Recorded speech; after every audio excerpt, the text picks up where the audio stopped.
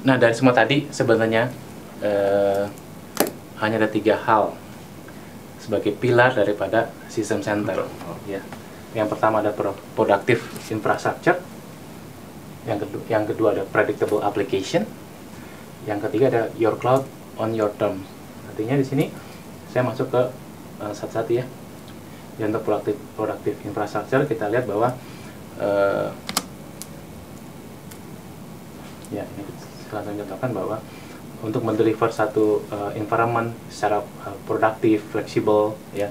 Di sini kita lihat bahwa dari sistem itu nggak cuma Microsoft Windows Server, tapi kita ada Citrix, VMware. Ya, ini produk yang memang sebenarnya kalau bilang saling berkompetisi ya. Dalam ini Microsoft melihat bahwa customer yang diutamakan, artinya secara single console itu perlu dilakukan oleh Microsoft di sini.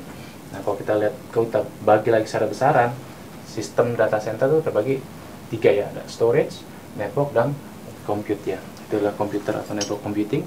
Nah, kita lihat bahwa untuk fabric process automation sebenarnya yang 3 blok tadi itu adalah masuk ke dalam area compute.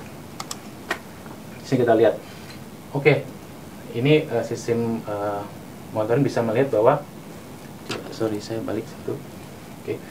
Ini telah terjadi satu threshold yang dilewati. Kita set 70%, ternyata ada 80%. Ada something wrong di sistem ini ya. Kita lihat bahwa di komputer ini udah 100% dia utilisasinya, sedangkan yang satu komputer lagi baru 0%.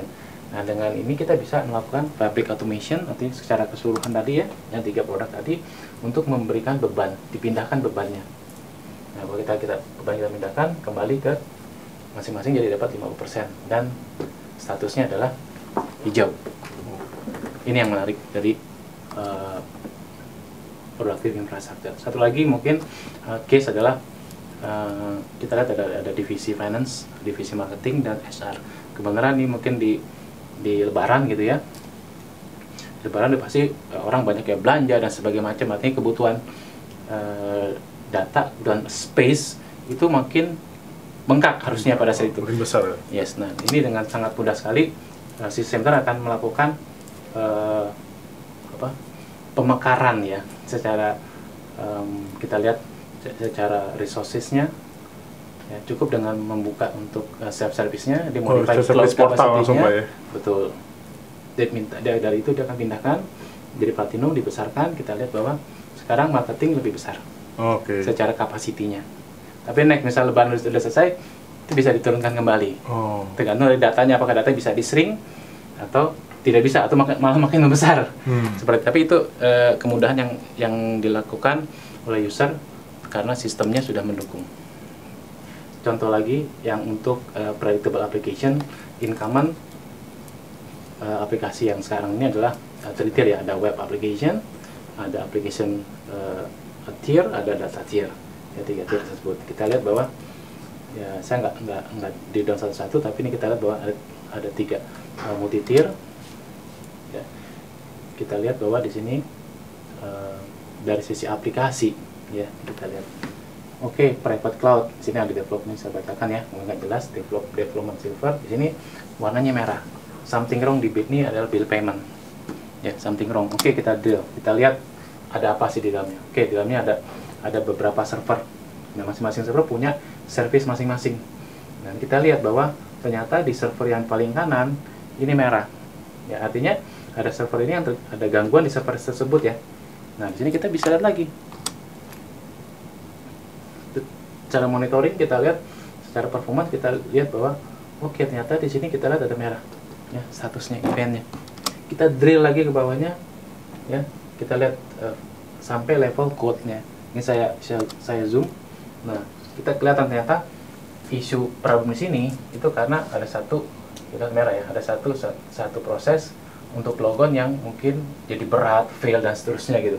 Nah, setelah ini di fixing ya, jadi hijau kembali. Jadi di sini yang tadi kita sebut adalah application controller tadi itu melakukan hal yang kita sebut tuh magic gitu. Jadi kita bisa mengetahui secara langsung cepat tanpa kita melakukan trial error, tidak coba-coba. Jadi langsung pinpoint errornya ada di sini. Kita bahkan bisa sampai fixing ke tadi level programming ya Pak ya? di level programmingnya. Oke. Seperti itu. Ini sekarang sistem udah Canggih Pak ya berarti ya? sangat canggih. Ini yang tadi kita lihat ada produktif, terus yang kedua adalah dari application predictable, kita ada your cloud on your term. Di sini kita ada tradisional yang mungkin sekarang masih pakai server gede-gede, yaitu tradisional, udah mulai di virtualize, terus mulai dibikin private cloud dan public cloud.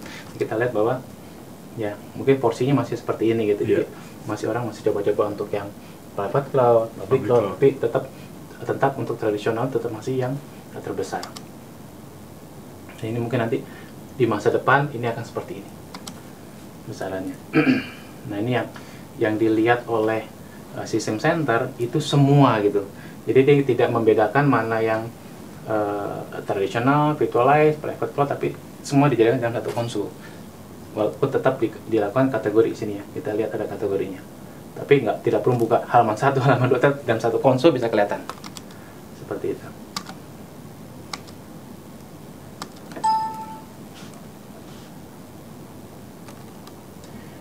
Oke, ini ya, ini kita bisa lihat. Nah, ini pertanyaan-pertanyaan yang sangat common gitu. Seorang CIO pasti akan menanyakan bahwa apakah perlu yang namanya cloud computing. Atau Pak Sugi mungkin punya pengalaman customer, perlu nggak sih cloud computing gitu? Banyak Pak, banyak sekali Pak.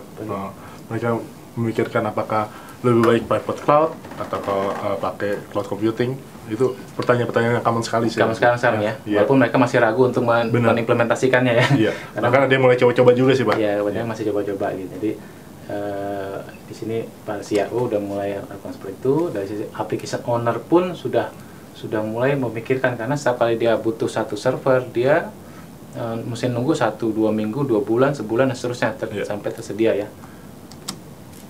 Tidak terkecuali kalau data center admin, dia pun akan sangat repot kalau dia setiap kali ada permintaan mesti request hardware gitu. Ya, di sini kita lihat bahwa dari challenges, needs dan opportunity, kita lihat bahwa masing-masing grup atau orang ini adalah dibutuhkan kayak saya butuh faster time to market. Pokoknya hari ini saya bikin produk, kalau bisa besok udah luncur. Dari sisi application owner, dia butuh adalah application SLA. Jadi pada saat ada sesuatu, dia bisa fixing atau membetulkan secara cepat. Dari admin pasti infrastruktur SLA yang diminta ya, masing-masing punya service level agreement di situ. Ini tadi kita jelas. Ini ini contoh kalau kita melakukan provisioning secara arsitektur. Ini saya nggak detail ya, tapi seperti ini kira-kira kebutuhannya ya, seperti apa. Ini ada beberapa system center dilakukan oleh cukup VMM yang lakukan, bisa melakukan pembuatan virtualisasi terhadap beberapa produk tadi ya. Apakah dia masih perlu private cloud gitu ya? Ini pertanyaan lagi, challenge lagi oleh data admin adalah ya kita perlu gitu kan, di sindrom. Di sini lebih kepada application availability yang dibutuhkan oleh application owner, dan untuk data admin adalah untuk SLA-nya. Jadi dia butuh private cloud itu untuk apa gitu.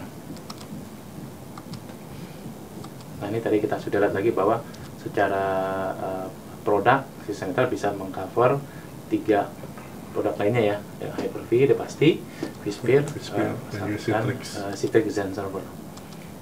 Ya. Oke, saya juga lihat juga nih bahwa juga untuk operate dari infrastrukturnya various dari sisi sistem platformnya. Betul. Jadi di sini kita bisa lihat secara diagram. Jadi ini diagram ini live. Jadi once ini satu network card akan problem, itu akan merah. Itu akan terlihat secara real time di dalam system center. Ya, jadi kita lihat juga contoh misalnya ada database, kita lihat bahwa jadi kita bisa drill database-nya, kita akan lihat bahwa ternyata dari memory usage-nya sebesar ini, CPU-nya operasinya seperti ini. Jadi akan jelas terlihat bahwa sistem center itu sangat mengenal aplikasi yang ada di dalamnya ya. Tidak yang pasti ada produk Microsoft.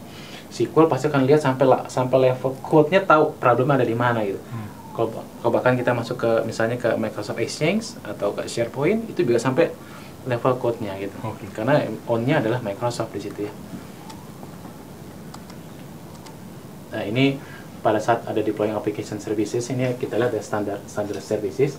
Untuk application pun ada satu standar yang nanti mesti kita lihat bahwa, kita lihat ya, kita buka bahwa ya, kita ada yang presentasi layer, ada application layer, dan data layer ya. Masing-masing menggunakan infrastruktur yang sama gitu, storage-nya, compute, network, dan ini masing-masing individu atau masing-masing grup yang bertanggung jawab ya, ownership-nya.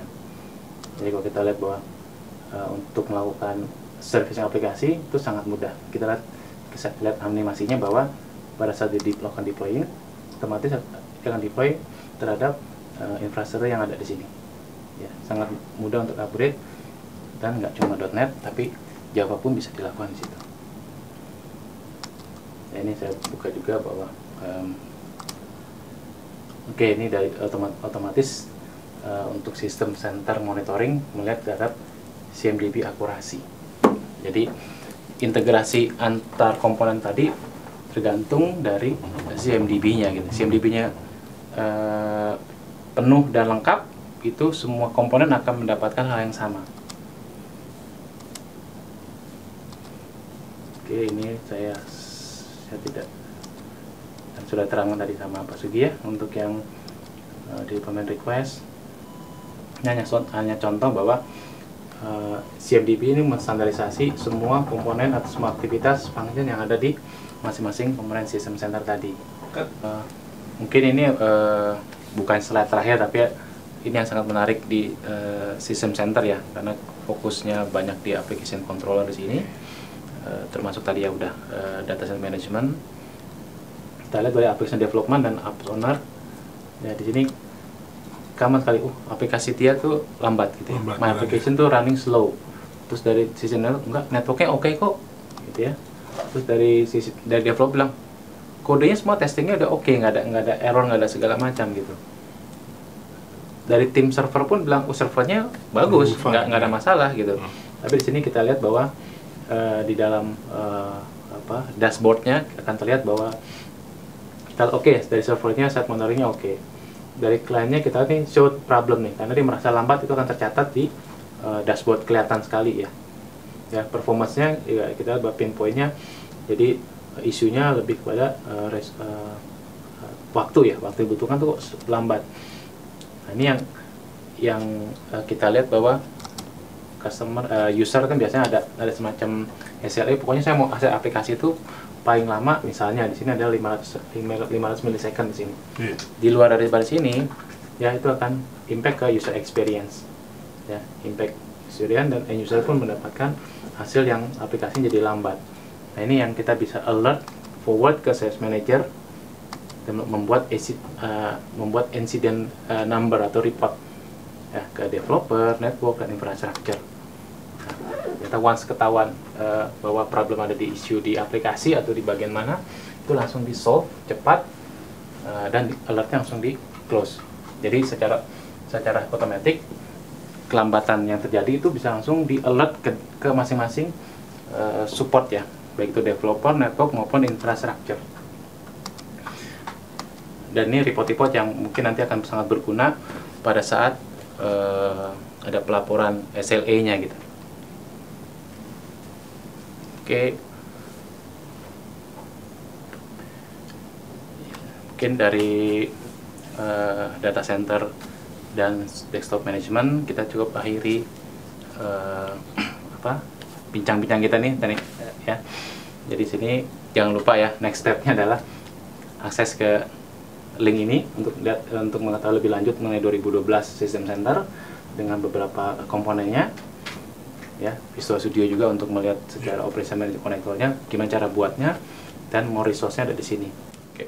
Demikian sharing kami mengenai data center dan desktop management. Saya Fajar. Saya Sugi. Sampai jumpa lagi di Tech Days berikutnya. Oke, terima kasih. Terima kasih.